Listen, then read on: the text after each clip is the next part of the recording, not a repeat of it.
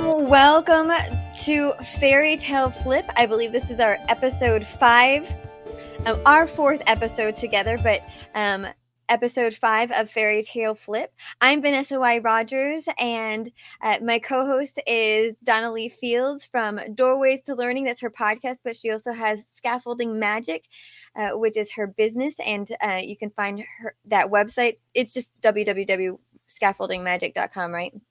Yes. And then I also have a podcast, Fabric of Folklore, where I talk about folklore and the hidden meaning behind folk tales, fairy tales, language. It's a little bit more broader than what we do here on Fairy Tale Flip. But I love that we are collaborating on this podcast on Fairy Tale Flip because it's, for one thing, it's so fun. We're talking about fairy tales, and fairy tales are just, everybody knows fairy tales, right? They're exciting. They are close to home for a lot of people. Yeah, fairy tales are a way for us to sort of vent our angst about society in really kind of benign ways. So it's really, fairy tales have been like this for centuries, ways for the peasants, the villagers, the common people to complain about the nobility and still keep their head on their shoulders. So yeah, fairy tales are magical. I love them. Yeah. And last month we did Rumpelstiltskin, which I found really amazing because I didn't realize how old of a story it was. I didn't realize it was one of the oldest Western literature stories of all time, that it's older than the New Testament. That was really amazing to me. So I just love that all the things that we learn through doing Fairy Tale Flip. And why don't we talk a little bit about, so our structure is usually we give our audience 3 options to choose from, and this month we chose one that was suggested by an audience member who participated last time, the girl who trod on a loaf, which was super fascinating. I'd never heard of that one, and that was the one I actually voted for. And then one that you really wanted to do, the Wild Swans. The Wild Swans, also by Hans Christian Andersen, which was very interesting because I never heard about the girl who trod on a loaf. It's an interesting fairy tale. I happen to like the Wild Swans because I've read it in a lot of different versions. So that was one I voted for. And my aunt was actually also said that she read that story to her. She was a kindergarten teacher, and she read that story to her kindergarten children quite a bit. So she really liked that story as well. And I'd never heard of the Wild Swans either. So that was really interesting as well. But the one that the audience ended up voting for is not actually a technical fairy tale, but we're going to get into that a little bit. It's the legend of Popocatépetl and Iztaccíhuatl. It's a legend that comes from Mexico. So why don't you give us a little bit of a synopsis of this legend, and then we'll go from there. Yeah. And you pronounce it so well. I'm so impressed. There is actually a way we can shorten it. The nicknames are Popo and Icha. So that's what I'm going for, Vanessa. If you'll Popo and Icha. Okay. Yeah. I am gonna give a little pronunciation lesson. I hope that it's a correct one, but this is the one I read over and over to kind of get that pronunciation. Yeah, because it's not actually Spanish, it's Aztec. So, wherever you got the pronunciation from, again, very impressive. You really love research and it pays off. Yeah. All right, so let me just a very short synopsis, because Vanessa said we have a YouTube video on her channel and on my channel of Vanessa reading this legend, and she does it so well. The summary really is very simple. The Aztecs were ruling the area known now as Mexico for centuries, and there were tribes that didn't like their rule. And one of them was this tribe where one of the warriors was named Popo, and he wanted to marry the princess, the daughter of the ruler. And the ruler said, that's fine, as long as you go to war against the Aztecs, you win, and then come back and you can have the hand of my daughter. She wanted it. So he went. The problem is that someone else liked the princess and lied to her and told her that her lover, Popo, had died in war. She actually died of grief. Popo came back victorious, but he found out that his love of all time had died, carried her up into a mountain, and then sat with her until he actually turned to stone as well. Or I think he turned to ash, Vanessa, you'll have to correct me on that one. And they each became a volcano. And that's where the legend is. Yeah, I am going to make one correction, and it's because when I first read it multiple times, and the way I read it on my YouTube channel, I read it wrong. I said that the warrior and the princess were from the rebellious tribe, but they were actually from the emperor. So I do need to make a correction on my YouTube channel as well, because I believe when I read it the first couple of times, that's how I read it, and then I realized that it was the emperor's daughter. Um, because I read a longer version. There are several different versions of this story, but the longer version talks about how the emperor and his wife are have been trying for a child for a really long time, and their people really want them to have a child, and eventually she ends up having this daughter, Iztaccíhuatl, and you're calling her Itcha. Is that how you're saying it? Her Yeah, but nickname? that's my pronunciation. It's very Yeah. possible that in Mexico they do it differently. Who knows? Well, that name in particular, I found different pronunciations. So that one, I'm not positive how that the people there pronounce it, but I found multiple different definition pronunciations. So that one was a little bit more confusing. So yeah, it was the emperor's warrior and the emperor's daughter. So yeah, but that was a great rundown of the story.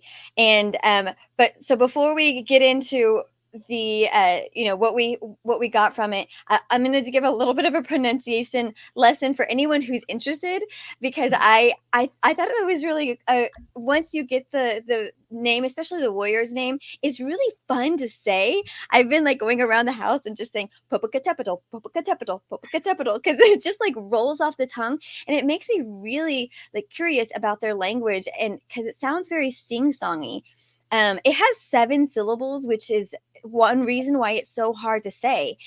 So I pictured it. I'm not very good with languages, so I have to break it up in my own way. I said Pope, like the Pope who lives in the Vatican, and then add an A, Popa, Kata, Kata petal, like a petal, like a flower petal. So Popocatépetl. Popa, Kata petal, Popocatépetl. It flows a little bit differently than how I broke it up.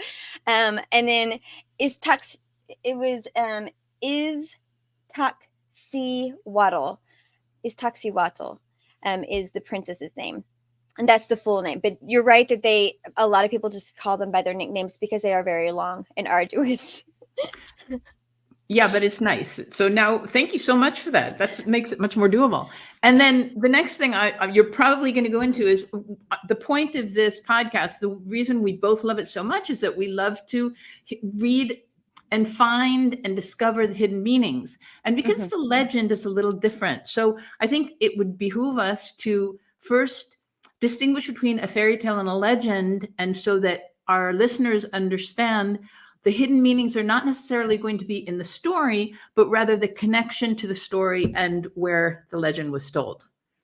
So would you like to give your definition and your distinction, and I'll give mine afterwards? Sure. Yeah. And it's interesting because,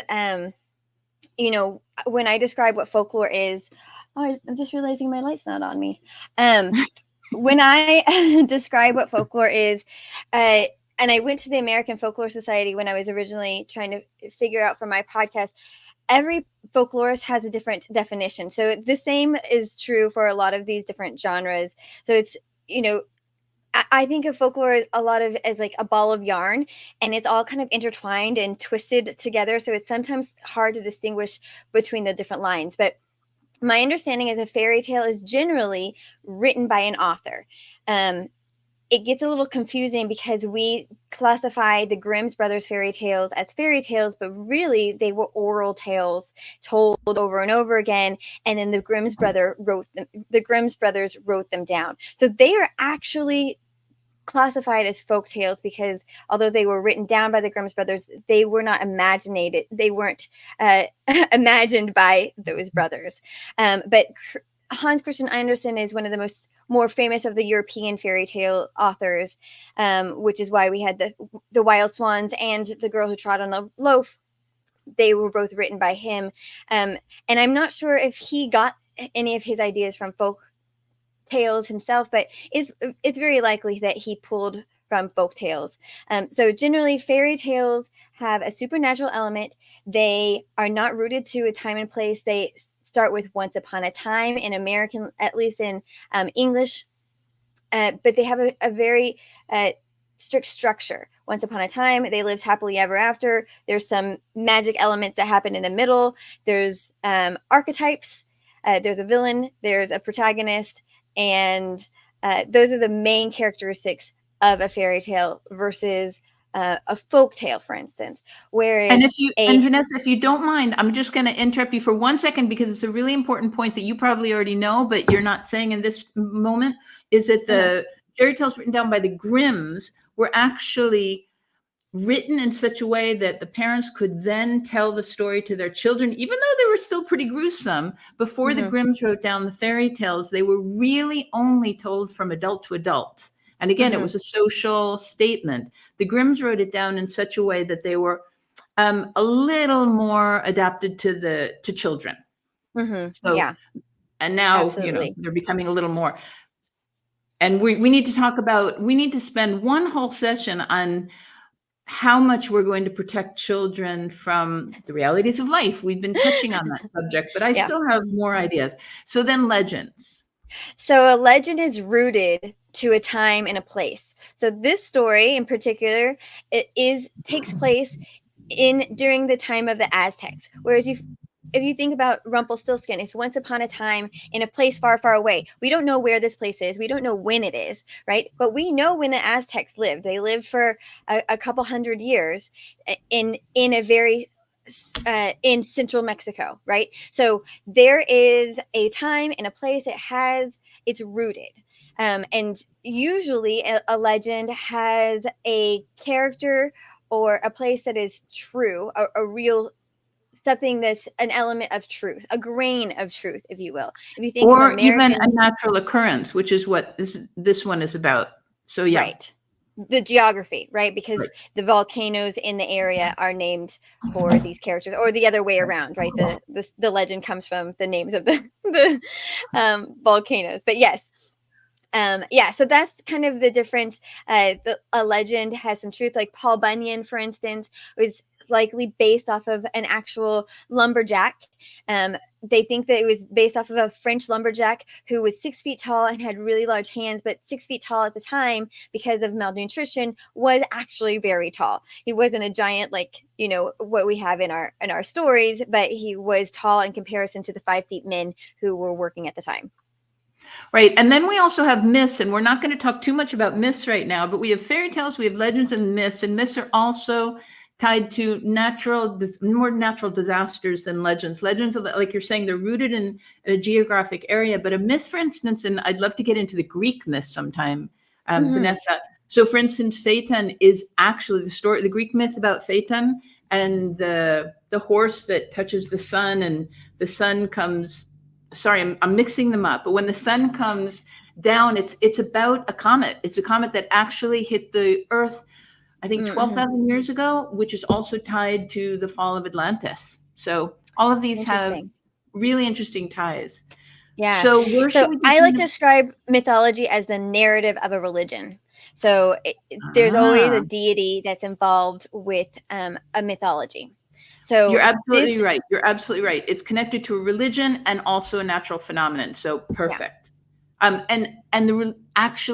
The natural phenomenon is now being proven. These phenomena are being proven by scientists, by archaeologists, by other scientists that are studying geography. Okay. So this is a legend.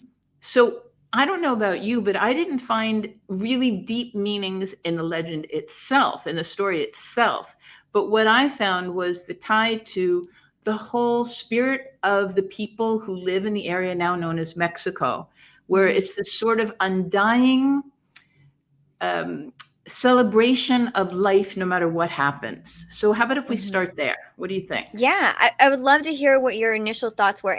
And anyone who is with us right now, please comment down below where you're watching and listening from, and also what your initial thoughts were when you read it, or had you already been familiar with it? What came to the surface for you?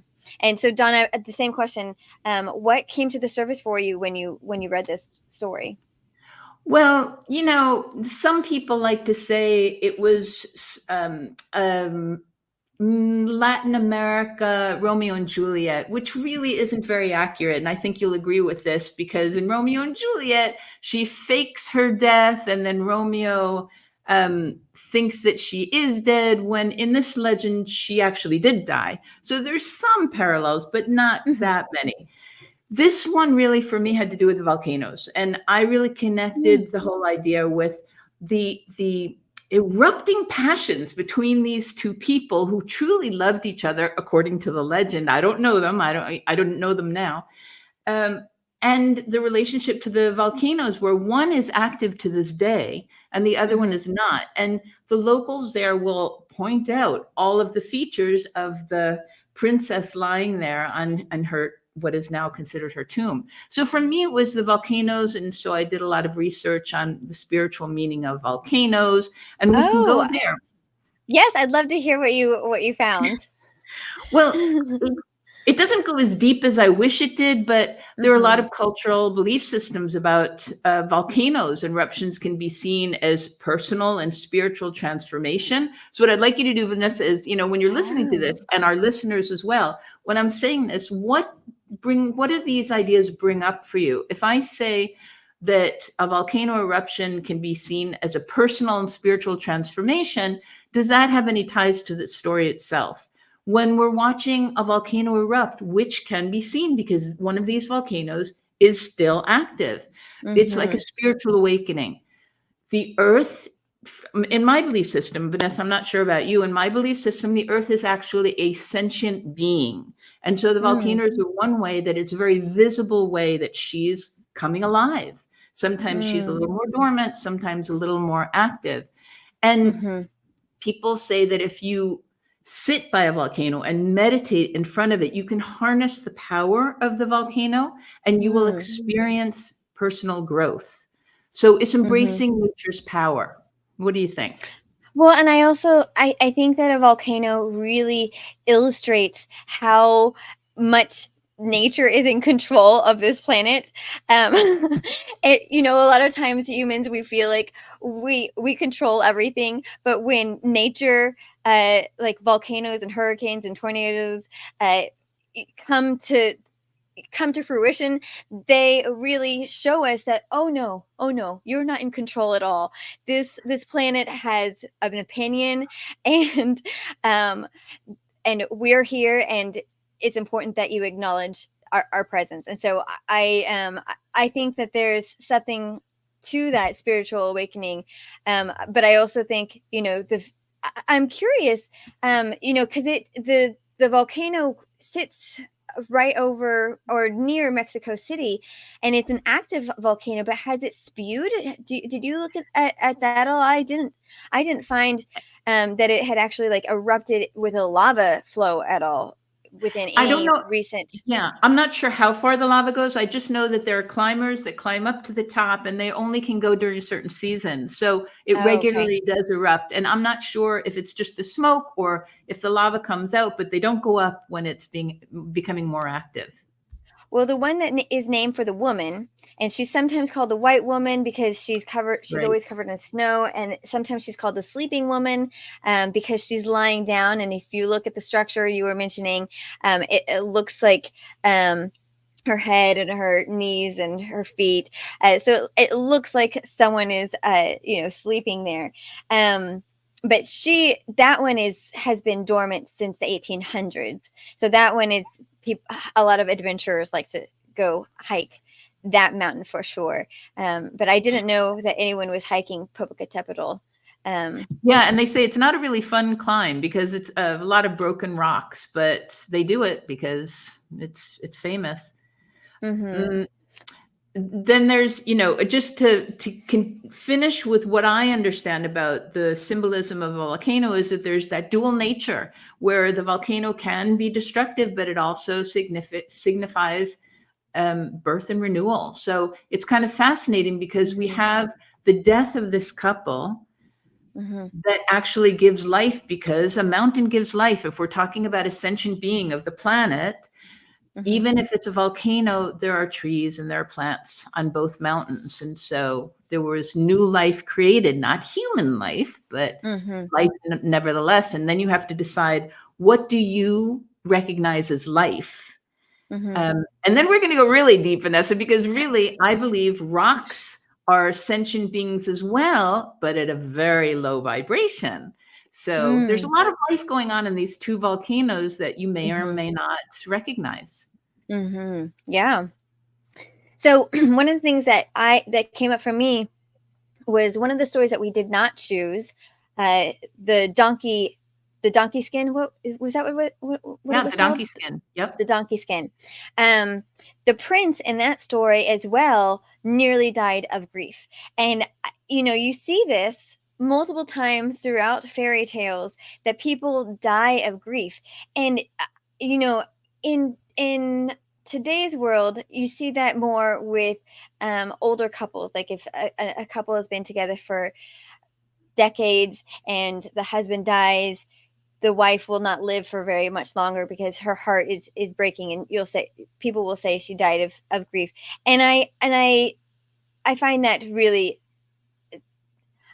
that's believable to me. But it isn't believable to me for someone so young to die of grief. And maybe I'm wrong. If you're a listener and if you know of a story of someone who died of grief from a young age, I would love to hear it, or at least got sick. But that is really interesting to me, and it makes me curious about if she caught something, or like what actually happened. Although I didn't find any evidence that these were true people. Did you find any evidence that they were people who actually lived?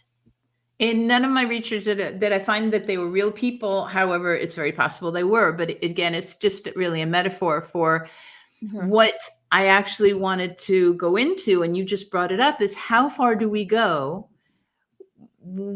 with our familial ties, with our ties when we feel so much passion towards someone? How far do we go with our own life essence to connect to that person? And connecting is exactly what you're talking about. She died of grief. He essentially died of grief as well. Is that something that we want to emulate? Is that something that we want to propagate? What responsibility do we have to our emotions and to the people around us?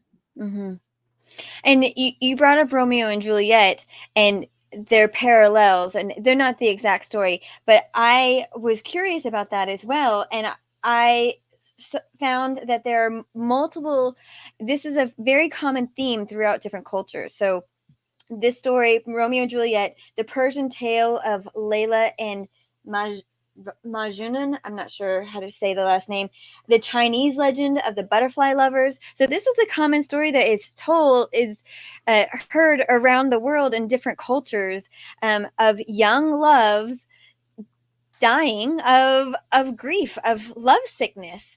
And so, this is not just isolated to one story. So it is very interesting that it is told. And obviously it's not something we want our children to be dying of. We don't want them to die of heartbreak and love sickness. But I do think that there is some truth in that, especially in young love, it's hard to have perspective, right? A lot of times we have a narrow-minded of, this is what our life is right now and it will never be any better. And I think especially when you're young, it's harder to see the larger picture that, better things are coming as well. Right. And the funny thing is, especially since the artwork is very much modern, I think you saw a lot of the artwork looks like what you find on social media today. And the story really is this whole drama about what you'd find on social media, and teenagers and 20-year-olds are going to think, oh yes, oh how lovely that he felt so strongly about her that he built a mountain for her, because he really did. He built a mountain and he died for her. And so we need to think about whether the story was told, why the story was told. Was it simply to explain why there is one volcano next to another and one of them is active and others not? Or was it told because in the Mexican culture, what is now the Mexican culture, is our family ties so important that you need to die for the other person? That's something I can't answer, even though I'm pretty immersed in the Latin American and in the Spanish culture. It doesn't go that far usually. But with social media, unfortunately, things can start snowballing, and these kids will get the wrong message. So what responsibility do we have? What did you learn about the Aztec afterlife? I don't think I researched that at all. Did you research that? I'm curious if. Oh, no. Okay. Well, because I'm wondering, because the Aztecs. One of the things that I didn't know a whole lot about the Aztecs prior to doing research for this this legend, and the one thing that I did know was that the Aztecs had a calendar that is that predicts the end of time, evidently, but the end of time obviously didn't end up coming. And then that they were big into human sacrifice, and so I wonder how they feel about what happens after death, and because they had a lot of death in their rituals, right? And one of the things that I learned was that they generally didn't live past 37.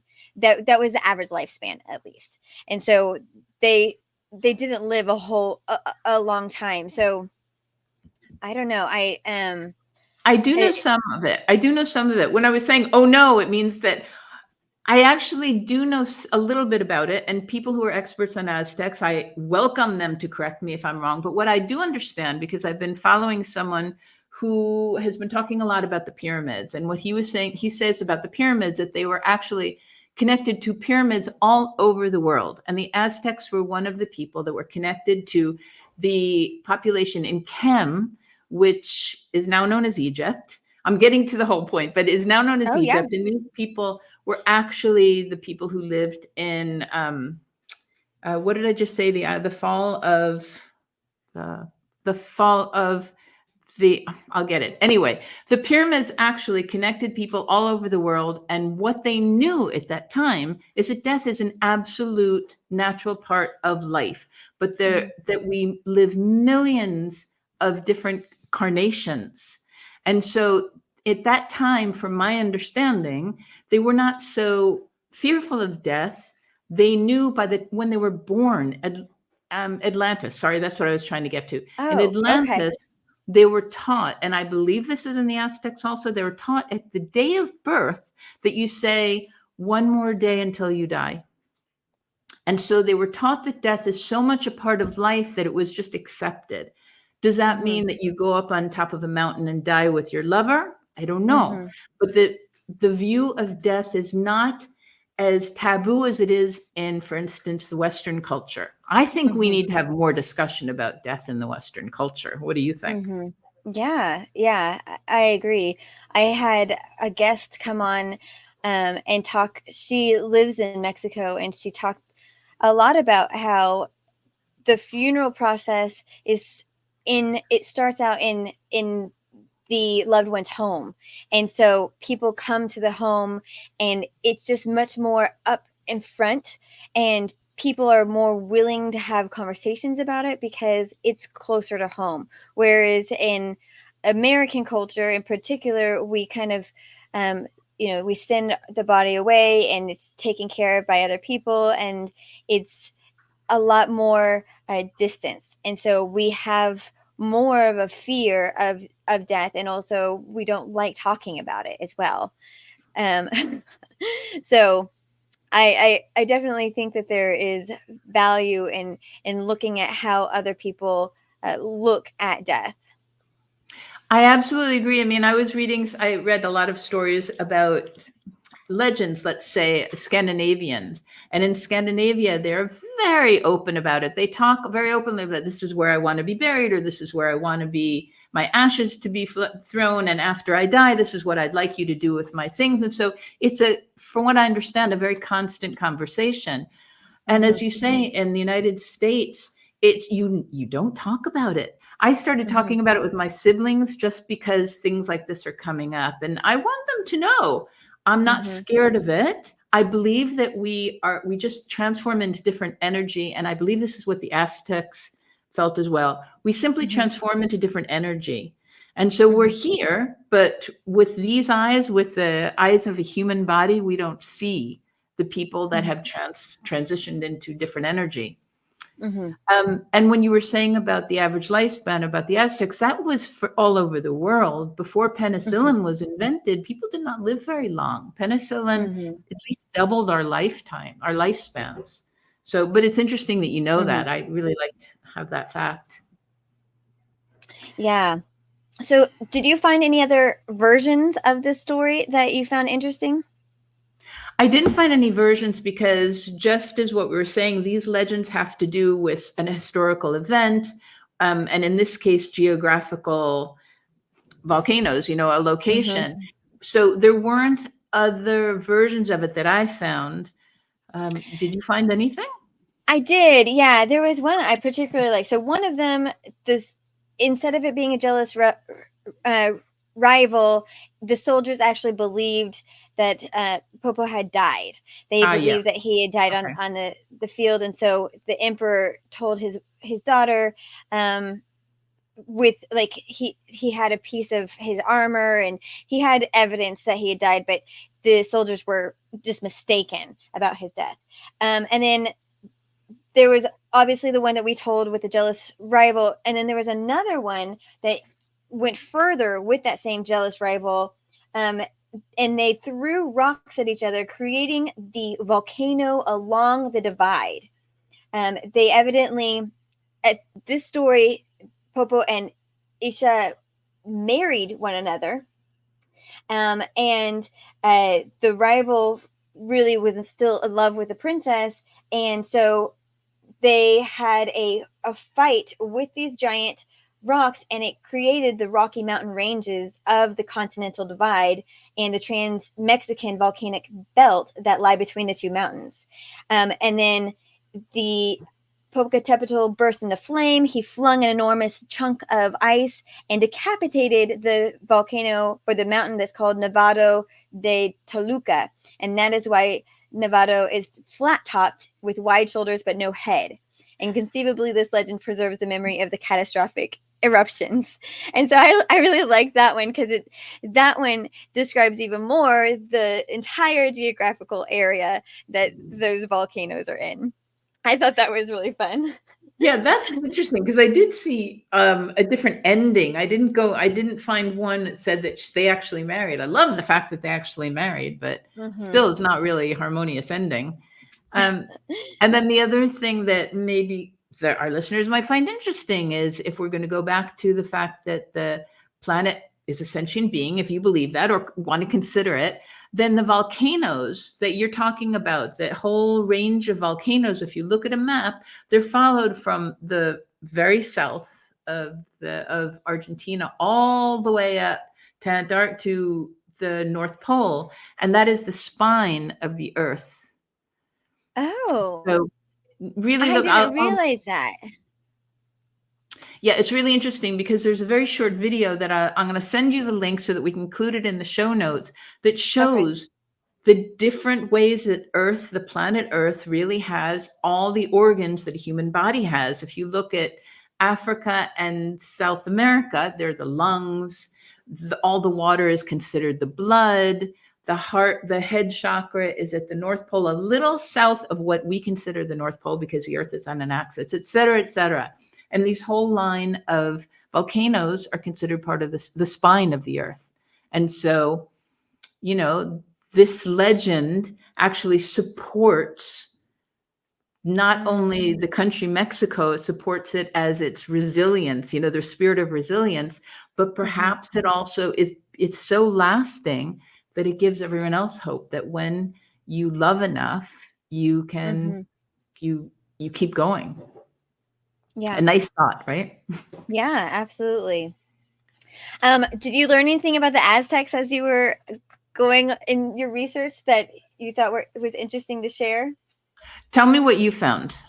Okay, well, these are the things I found. Okay, so they lived between, so it existed between 1300 AD and 1521 in central Mexico. At its peak, it had 15 million people within the empire. The language that we were talking about that the Aztecs spoke was called Na Nahuatl, I believe Nahuatl, is. yep. Mm-hmm. And we actually have words from the Nahuatl language in the English language, and it's still spoken today in Mexico by about 1.5 million people. And Spanish speakers, a lot of Spanish speakers don't realize that lots of Spanish words are taken from the Nahuatl language, but the ones that we have in English are, for once, Mexico. Mexico is a Nahuatl word based off of where the initial city was built in the lake of the moon, and Mexico means the center of the moon. And avocado comes from a Nahuatl word. Chocolate, tomato, and chili are all words that we take from the Aztecs. So I thought that was really interesting. The Aztecs were the first people to discover chocolate, although they didn't have sugar, so they ate it and it was quite bitter. But they believed that the chocolate beans came from the gods, and they used it as a currency. So it was very important to them, and their sophistication in engineering was really incredible. They had an aqua system that was much better than the one that the Europeans had at the time, and they were much more sanitary. They took baths on a daily basis, and they had a way to have clean water rather than, I think the Europeans struggled a lot with keeping their water systems clean, and so they had a lot of plagues that dealt with the unclean water, but the Aztecs had much cleaner water. Another thing that I found really interesting was they talked about how the rebel tribe, that it wasn't, they call them city states, the rebel group that went to war with the emperor, they did so because they didn't like the taxation. And I don't know if you looked into this at all, but I was really curious about this, and I learned that the Aztecs were really had inequalities, like severe inequalities. Their inequalities were more severe than they are today in Mexican society.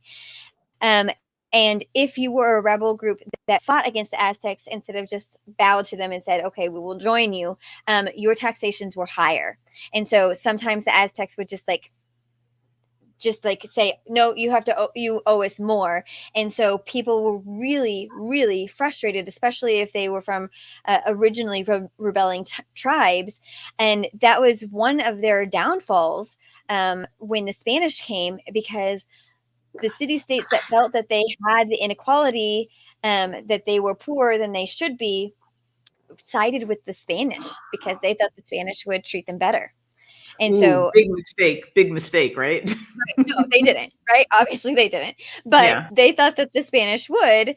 And so because of the Aztec inequality, taxation inequality, that was kind of their downfall with the conquering Spaniards. If their populace had felt more secure, they definitely would not have been taken down by the Spanish. Although there is the case of the smallpox killing about 90% of the population, but that Aside they from were. that. Besides that, Yeah. the Spanish didn't have the military force that the Aztecs did. So But that when you're was saying kind of. that, Vanessa, they didn't have the numbers. The Aztecs had more numbers, but their weapons were superior, and that's why they actually their messages were sorry, their weapons were superior, and also their mentality was to capture and kill. So in one of the ceremonies of the Aztecs, all of the hierarchy, as you're saying, they were all dancing, and so it was very easy for the Spanish to gather them together and do away with them. So it's about mentality as well. The Aztecs were never believed that they would be conquered. Yes, and that was one thing I learned, that they didn't have metal. The Aztecs didn't have metal, where the Spanish did. And my husband was telling me that the Spanish had gotten the technology from the Chinese, and so they had perfected the steel only semi recently. But the Aztecs used obsidian, which is basically molten glass, and is still used today in eye surgery because it's evidently very precise.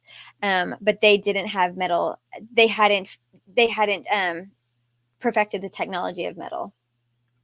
Well, we need to do a little more research on the Aztecs, but as I was saying that because I'm studying the ancient civilizations in Egypt, it mentions the Aztecs a little bit, but it's such a huge body of information it would take a long time. My question is, did you like this is fairy tale flip. So I'm wondering, and I love the fact that we're taking something from another culture. I love the fact that we've both done the research as much as possible to find out what was going on behind the construction of this legend.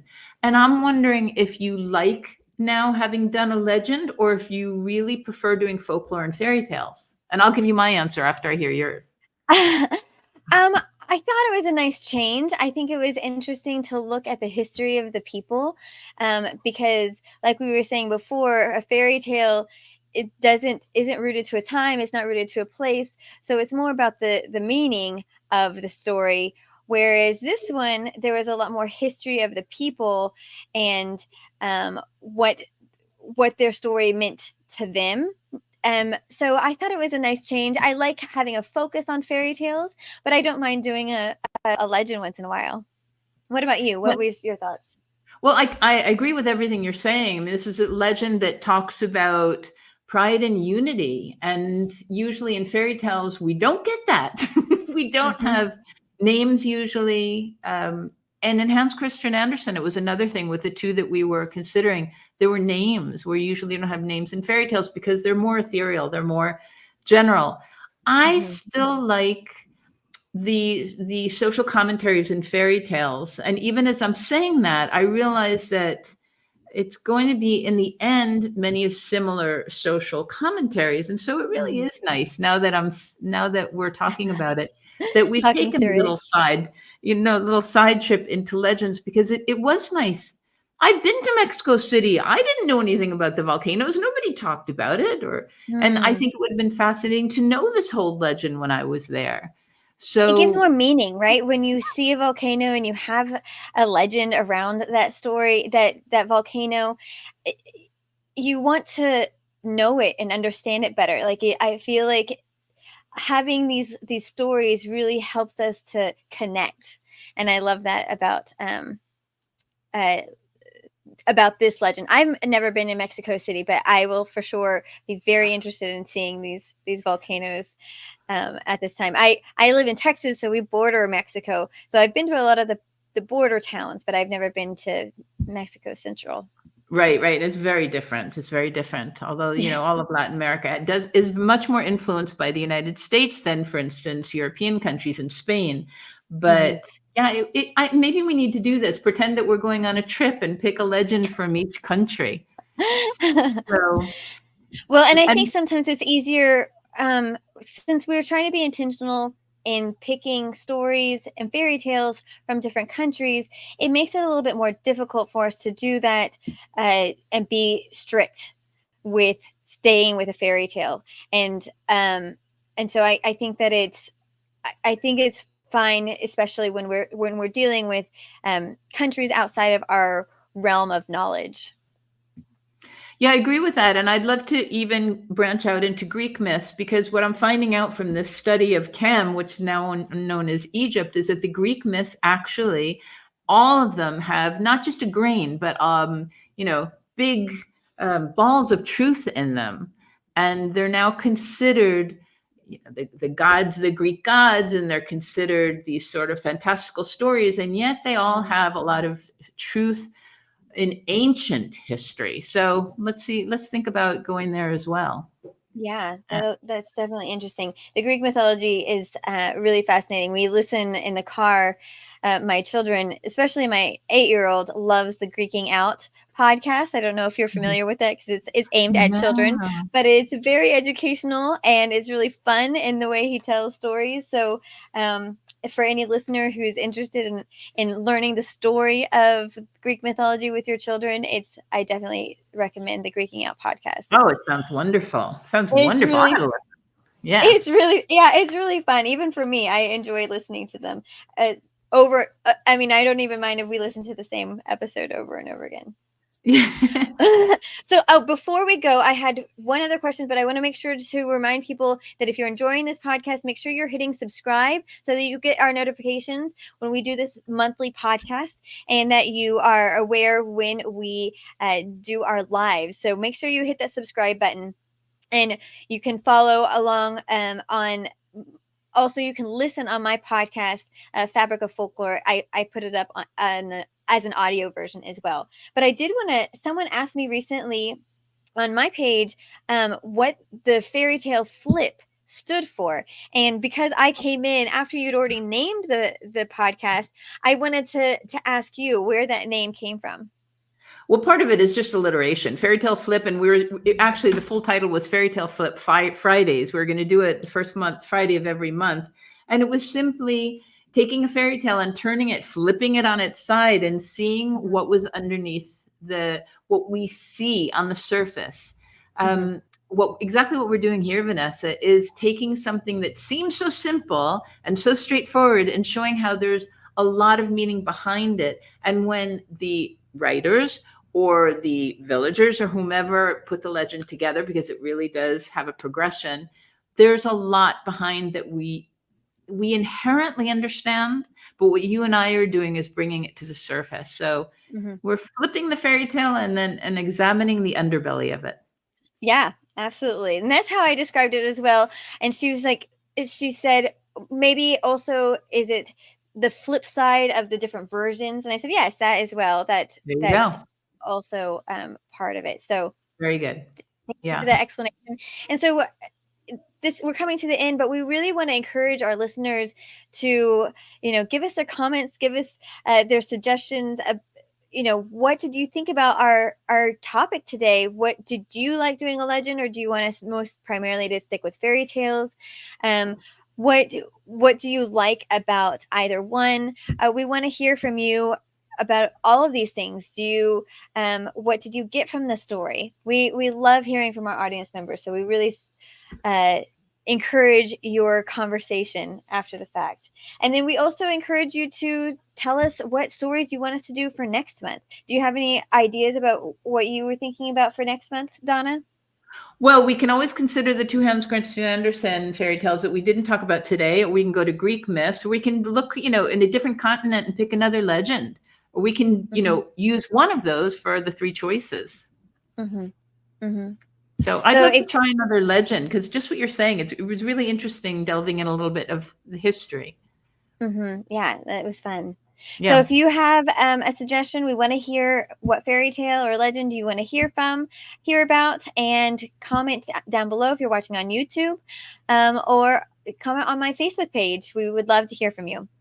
So do we have any last thoughts, Donna? My last thoughts is when you're reading a legend, first feel it, just enjoy it as much as you can, and then pick out the little nuggets that you'd like to know more about, and do a little research or write down questions and send them to me or Vanessa, and we will explore them. Absolutely. Yeah. Okay. Well, thank you everybody for joining us on Fairy Tale Flip episode 5, and we can't wait to do this again with you next month. Thank you so much, Vanessa. It's been so much fun as usual.